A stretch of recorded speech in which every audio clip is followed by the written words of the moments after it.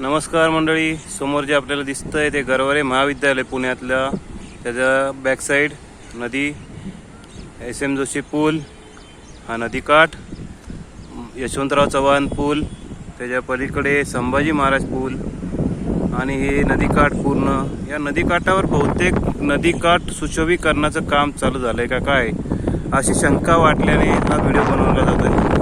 या ठिकाणी बऱ्याच प्रमाणामध्ये राडारोडा, माती, मुरुम आणून टाकण्यात आला आहे, सपाटीकरण करण्यात आलं आहे. अजून या ठिकाणी सुद्धा मोठ्या प्रमाणामध्ये डम्पिंग करून ठेवलेला आहे. राडारोडा, मलबा म्हणू शकतो किंवा कुठल्या वाडे किंवा अजून कुठल्या खोदाई करून जे काही एक्सक्युएटेड मटेरियल असतं ते सर्व या ठिकाणी आणून टाकलेलं आहे. हे सर्व नदीकाठ सुशोभीकरण प्रकल्पाचाच भाग आहे का काय? नदीकाठ सुशोभीकरण प्रकल्प पुणे हॉस्पिटलच्या बाजूला चालू झाला का काय, ही शंका या सर्व गोष्टींमुळे माझ्या मनामध्ये निर्माण झाली आहे. समोर आपण जे बघतो ही मागे इमारत जी आहे ही पुणे हॉस्पिटलची इमारत आहे. ही जी काही झाडं आहेत ही साधारणपणे 5 फूटपर्यंत गाडली गेली आहेत.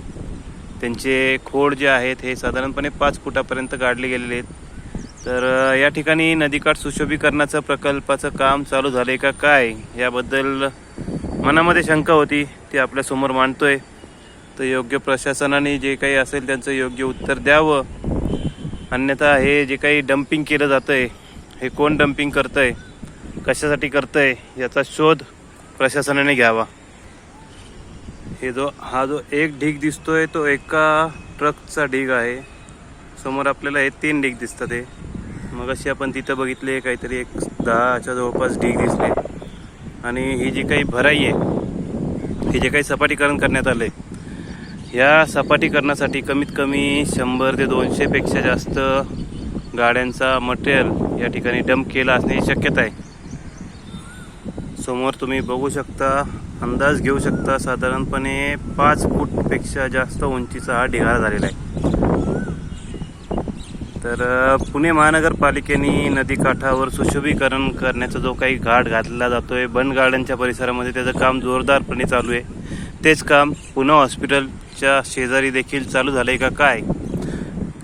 का या ठिकाणी कोणी नदी पात्रामध्ये राडारोडा आणून टाकतोय आणि त्याच्याकडे पुणे महानगरपालिका दुर्लक्ष करते, वॉर्ड ऑफिस दुर्लक्ष करतंय, घनकचरा विभाग दुर्लक्ष करतंय, पर्यावरण विभाग दुर्लक्ष करतंय का काय, ही अशी शंका मनामध्ये उत्पन्न होतीये. हे पूर्णपणे पाणथळ भाग आहे.